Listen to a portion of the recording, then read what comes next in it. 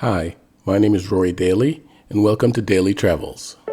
Unfortunately, my next car-related visit is no longer open as of March 2025. Honda Welcome Plaza, Oyama. This one required a trip on the famous Tokyo train network, which got me there in a breeze.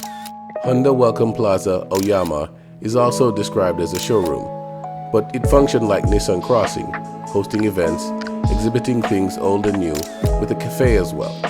As luck would have it this time, they were celebrating 30 years of Modulo, Honda's aftermarket accessory arm. Guess who was there? The legendary Keiichi Tsuchiya.